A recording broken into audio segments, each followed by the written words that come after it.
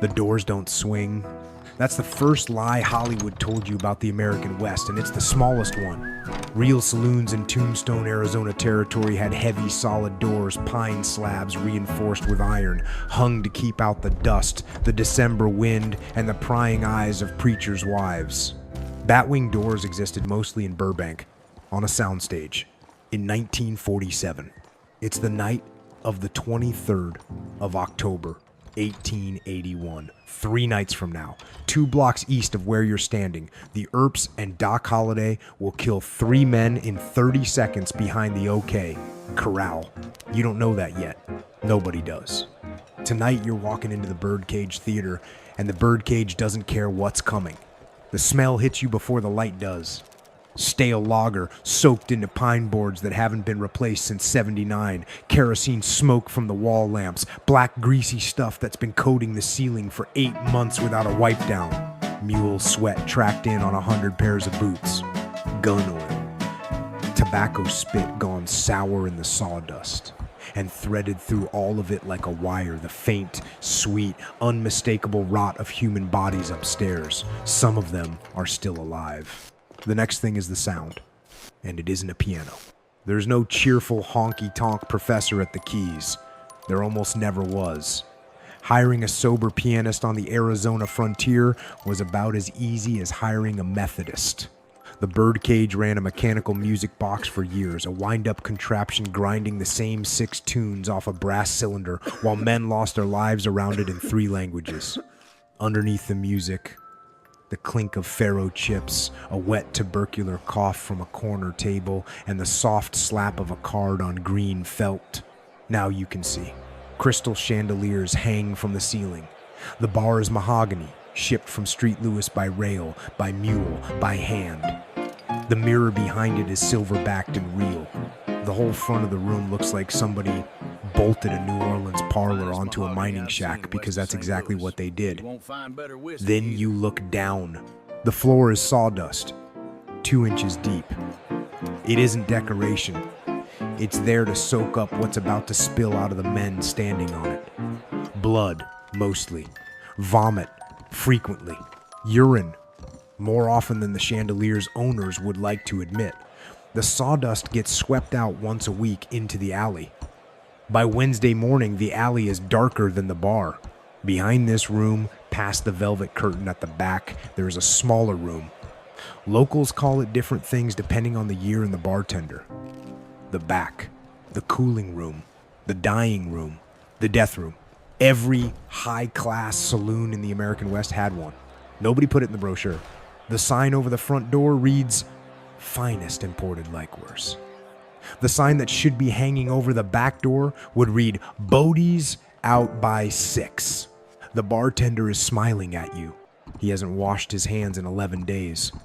The glass he's about to slide across that beautiful mahogany was last rinsed in a tin bucket of gray water he shares with his own shaving kit. The man who drank from it before you is in the back room, cooling. Welcome to the high-class saloon. You haven't taken your first sip yet. Don't pick it up yet. Look around first. You're standing in what passes for high society in the American West, and it's worth understanding what that phrase actually meant in 1881. High-class saloon wasn't a Michelin rating. It was a code word. A saloon was considered high class if it had 3 things. A mirror behind the bar, a chandelier of some kind hanging from the ceiling, and a floor made of wood instead of dirt. That's the entire bar to clear. The Long Branch in Dodge City qualified. The Crystal Palace down the street qualified. The Oriental, half a block from where you're standing, qualified. The Birdcage qualified. Together they were the Plaza Hotels of the frontier, and you've just walked into one with $11 in your pocket and a working set of teeth, which puts you in the top quartile of the customer base. Take the Oriental, since it's the easiest building in town to misread. Owner of record, a man named Milt Joyce Australian, ill-tempered, eventually shot through the hand by Doc Holliday over a faro disagreement. The Oriental ran 3 faro tables simultaneously and 1 poker game in a corner nobody's going to make a movie about. One of those faro tables had a part owner whose name you know, a 1/4 interest holder. The dealer behind it was Wyatt Earp. The lawman was the gambler. The gambler was the lawman. The bartender knew both because they paid him. This is the part the dime novels left out. Now the mahogany. Yes, the bar is real. Yes, it was shipped. The Crystal Palace's bar traveled roughly 12,000 miles around Cape Horn before being offloaded at Yuma and dragged east on mules.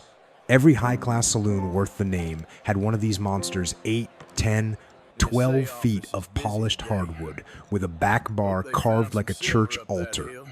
Beautiful piece of furniture, built for a different purpose than you think. At the base of the bar, running its full length, is a brass rail about 4 inches off the floor. Hollywood will tell you it's there for resting your boot while looking pensive. It's there because the customers urinated where they stood, rather than lose their place in line at the faro table.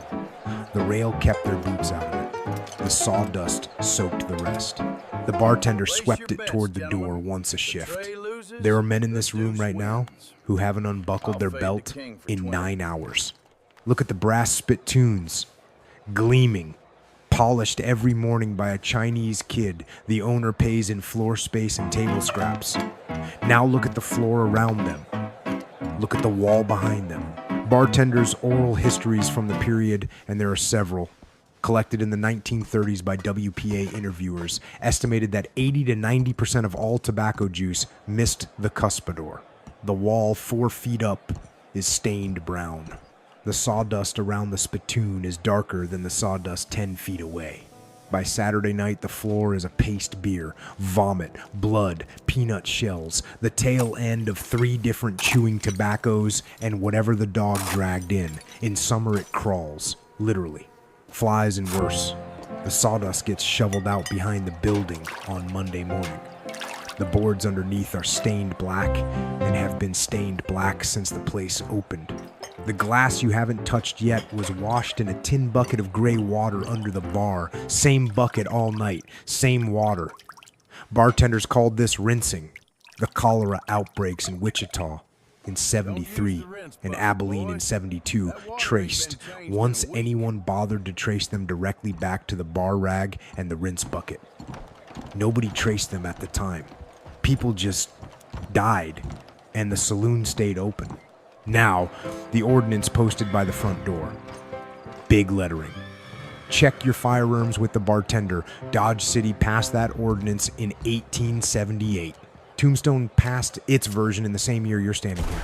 Both were enforced about as rigorously as a no-smoking rule at a tobacco auction. Wyatt Earp's actual job description as a Dodge City deputy in 77 wasn't arresting drunks, it was buffaloing them. Buffaloing is a technical term.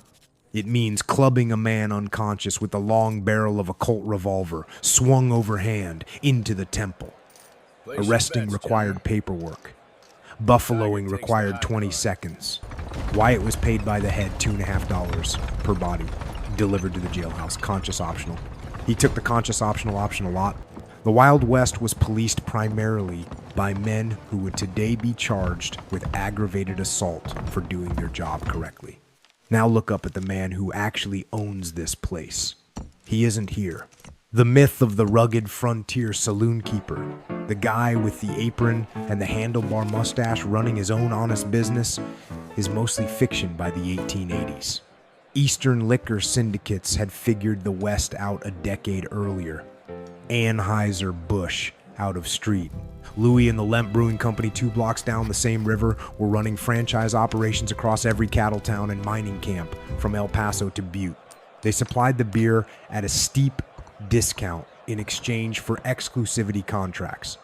They sometimes owned the lease on the building. Your bartender in the apron isn't a frontier entrepreneur. He's a salaried employee of a corporation headquartered 1,500 miles east. The cowboy paying him for a beer is funding a German immigrant beer baron's mansion in Missouri he will never see a picture of. The American West. Libertarian in the legend. A monopoly board in the ledger. The men drinking around you under the chandelier are the actual clientele, and they aren't what the postcards advertise. The well-dressed man at the corner table coughing into a silk handkerchief? Pennsylvania College of Dental Surgery. Class of 1,872, John Henry Holliday, DDS. He weighs 122 pounds, and what he's coughing into the silk is arterial blood. Tuberculosis is eating his left lung in real time. The cowhands at the bar haven't bathed since the Red River.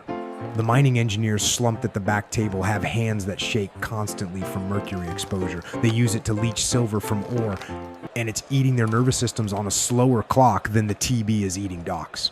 The well-fed gentlemen at the faro table are professional gamblers who haven't worked a real job in 15 years. The women circulating between them in low-cut dresses are not waitresses. The chandelier is real. The mahogany is real. The mirror is silver. Everything inside the frame of the picture is decorated to suggest you've walked into a parlor in Street Louis. Everything inside the picture itself, the men, the women, the floor, the glass, the rag, the rules, is a slow-rolling industrial accident. The bartender's still smiling. The glass is still on the bar. He's waiting. Pick it up. Quick question before you take that first sip. You've seen what's actually in this room. The rinse bucket, the sawdust paste, the dentist coughing blood 3 feet from your glass. Knowing what you know right now, would you still walk into the birdcage on the night of the 12th of October, 1881, just for one drink? Just to say you saw it? Yes or no? Drop it in the comments. I read every one. And if you want the algorithm to keep feeding you the version of the American West your high school textbook was too scared to print, hit the like button. We're nowhere near done. The glass is still on the bar. And what's actually inside it is somehow worse than what's around it. You pick it up, it's heavier than you expected. The glass is thick because thin glass doesn't survive a Saturday in Tombstone. You look at the liquid inside.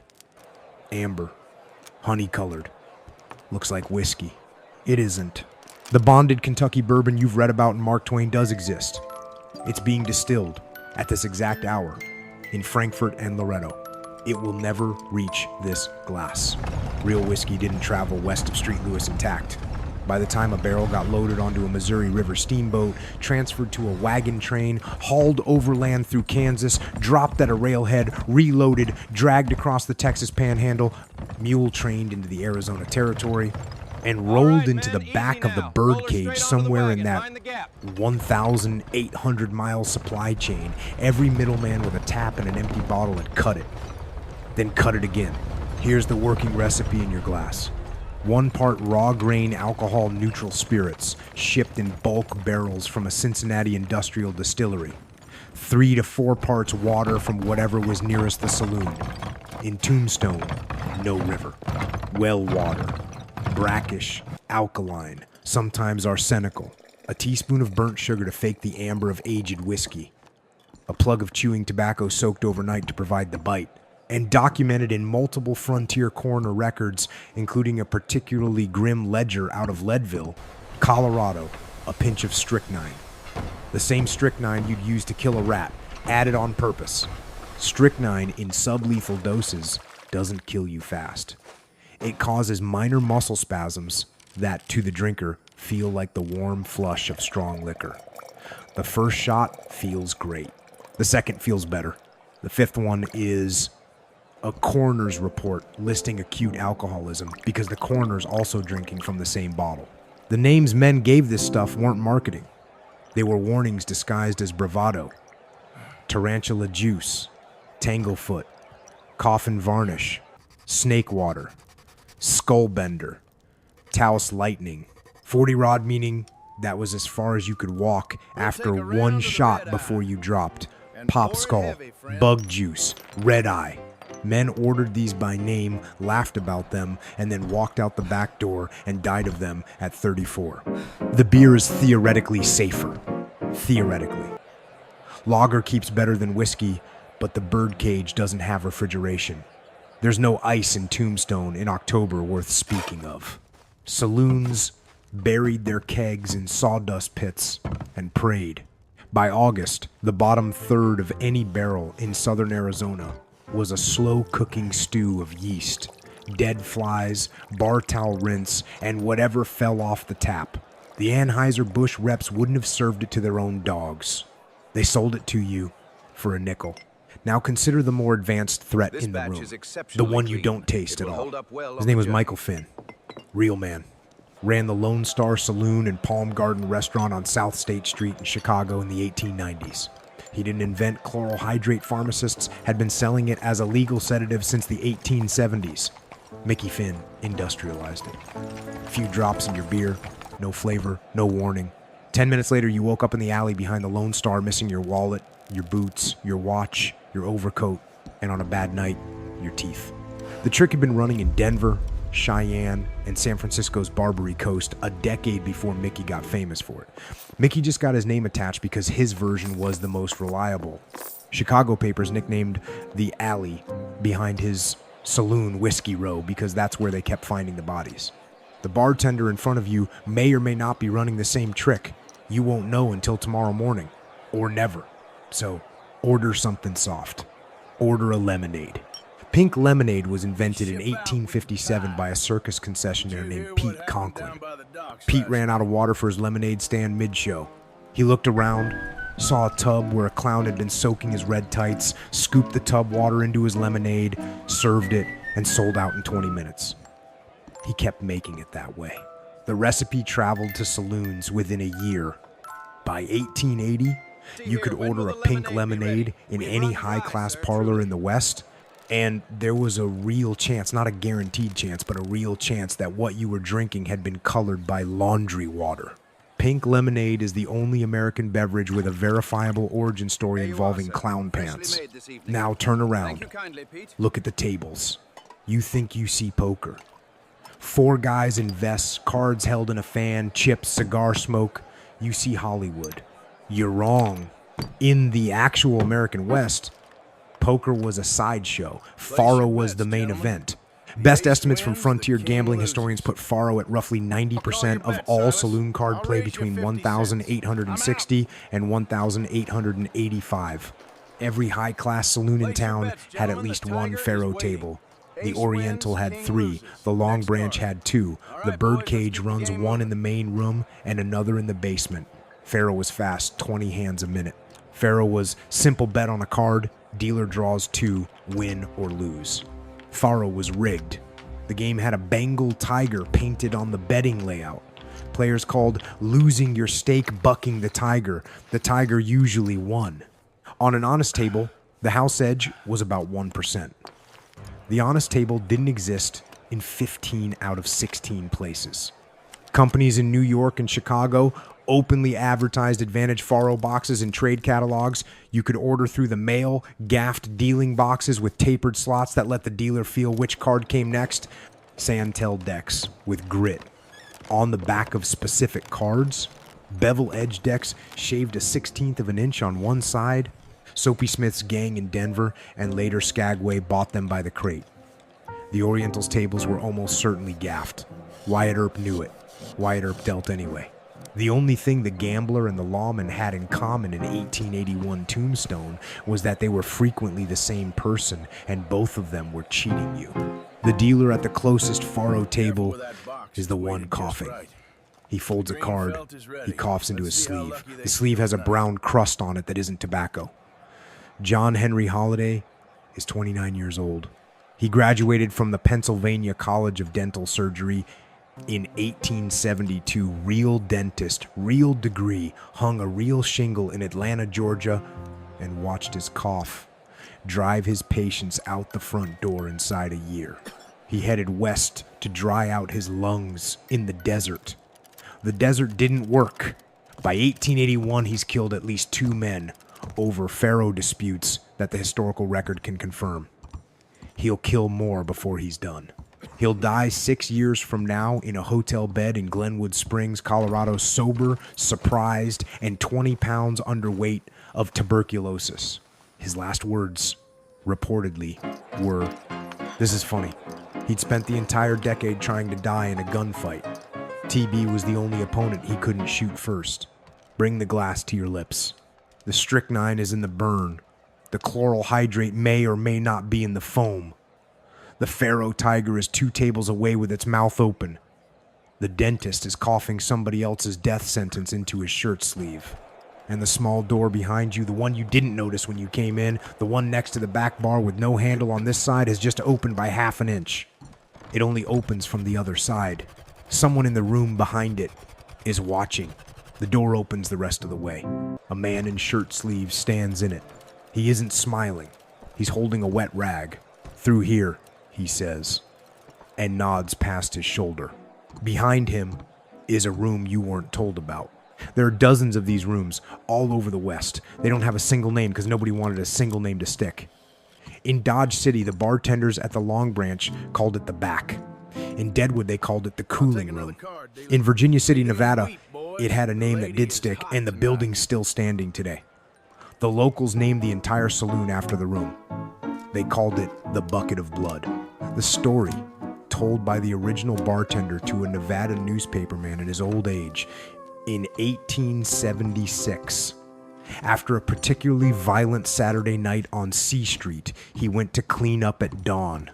The sawdust by the back room was so saturated he couldn't sweep it. He carried it out in 2 metal pails. 2 pails of congealed human blood scooped off the floor of a single Saturday shift. The name stuck. The owner kept it because it was good for business. There were eventually Bucket of Blood saloons in at least 7 western towns, from Nevada to Montana. All of them advertised the name as a feature. The birdcage, where you're standing right now, will be sealed up in the late 1880s after the silver mines flooded and Tombstone empties out. When it reopens as a museum in 1934, somebody walks through with a notebook and counts the bullet holes. They count 140. Still visible in the walls. Still visible in the ceiling. Still visible today. Court records and newspaper morgues over the building's 9 years of operation will document 26 deaths inside it. 26 men killed in one building, in one decade, in one mining town in Arizona territory. None of them are famous. None of them get a movie. 26 is just the one somebody bothered to write down. Now look up.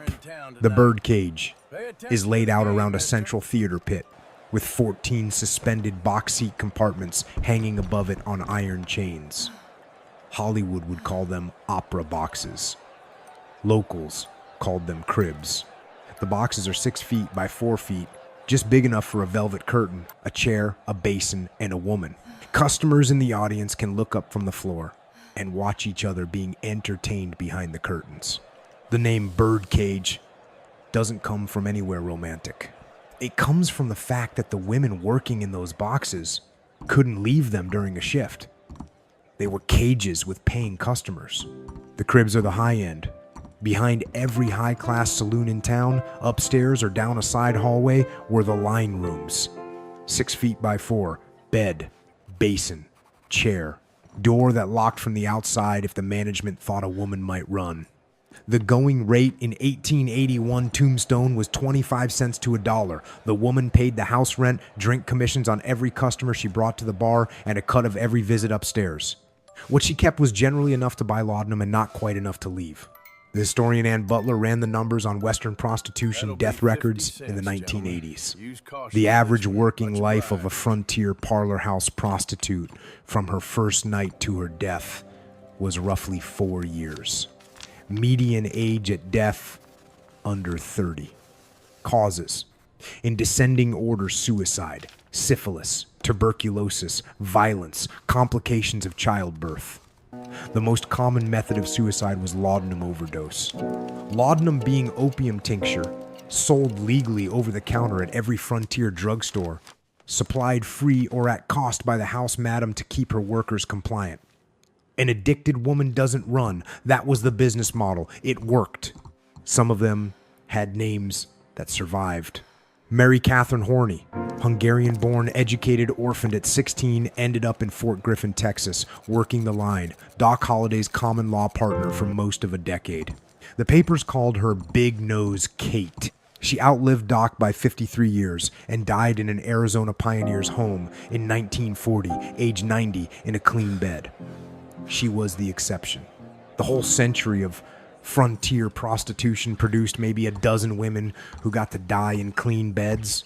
Libby Thompson, Texas-born, kidnapped by Comanches as a child, Ransomed back at 13, ran a successful brothel in Sweetwater, kept pet prairie dogs in the parlor. The cowhands called her Squirrel Tooth Alice. She was a businesswoman.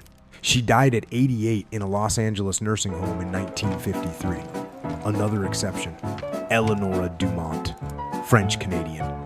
Showed up in Nevada City in 1854, 25 years old, beautiful, sober, and opened her own gambling parlor called Vingt et Un, dealing 21 for a living and refusing drinks at her own table.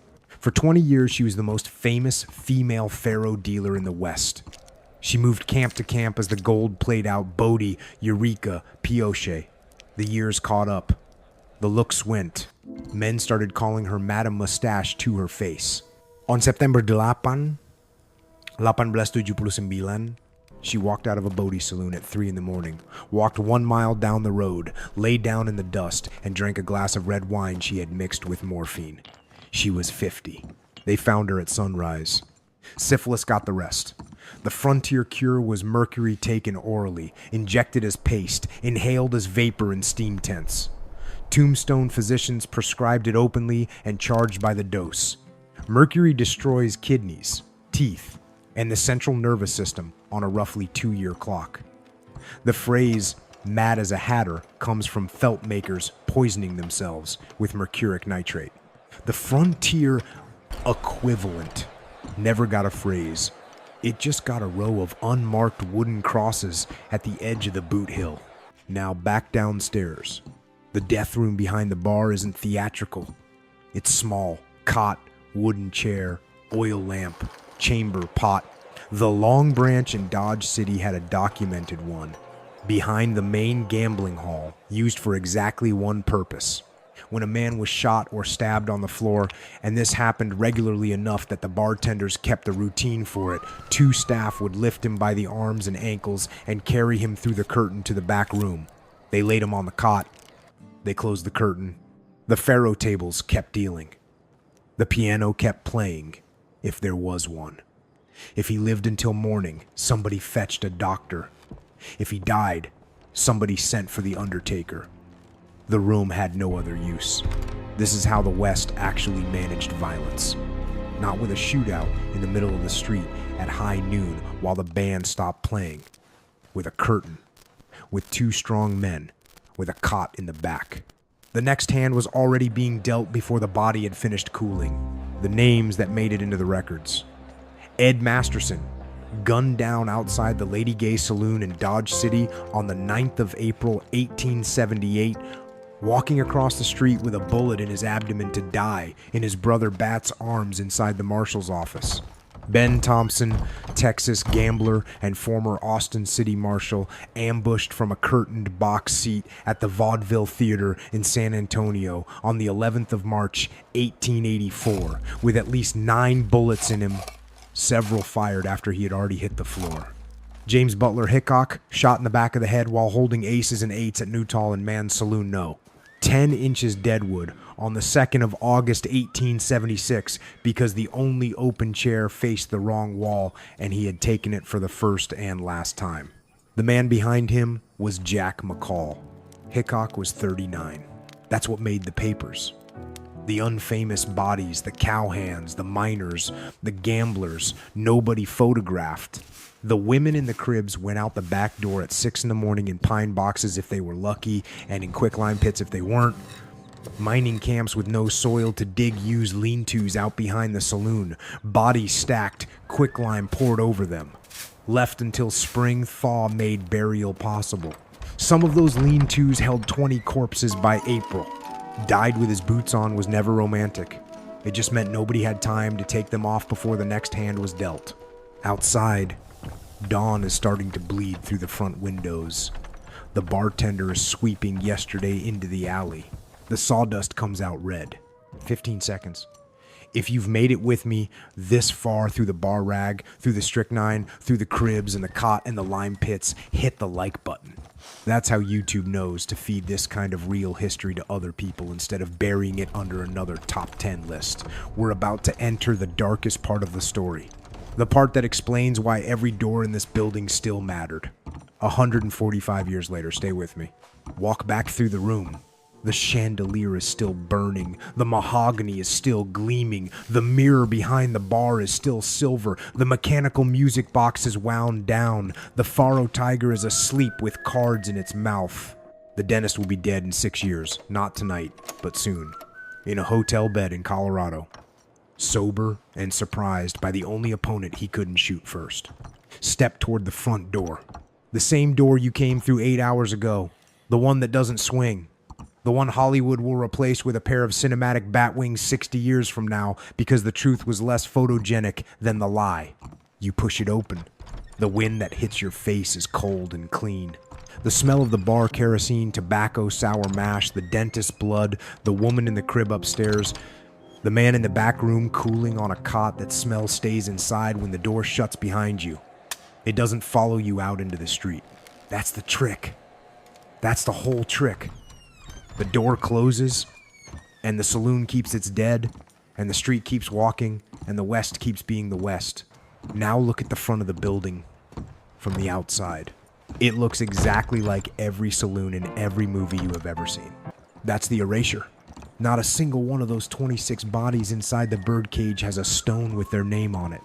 Not the women in the cribs, not the cowhands who died of strychnine they paid a nickel for. Not the miners who shook themselves apart from mercury. The historian Ann Butler had to dig through coroner's ledgers for a decade to recover a handful of working girl names.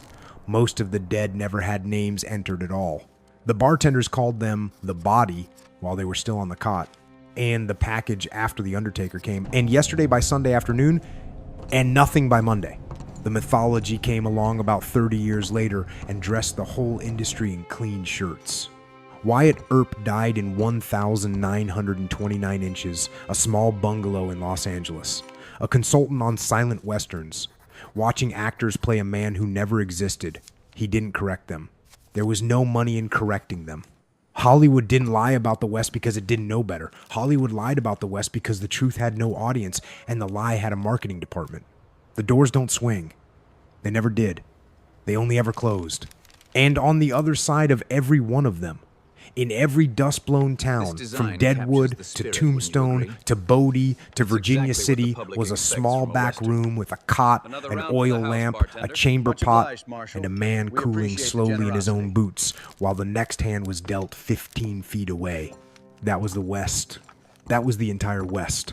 If you made it to the end of this video, through the rinse bucket, through the strychnine, through the cribs and the cot and the cold red dawn, drop one word in the comments. Survived. All caps. Nothing else. That word is the cost of admission to the West that actually happened. And tonight, you paid it. Subscribe to West Side Pub. The next Grim Reality episode opens another door.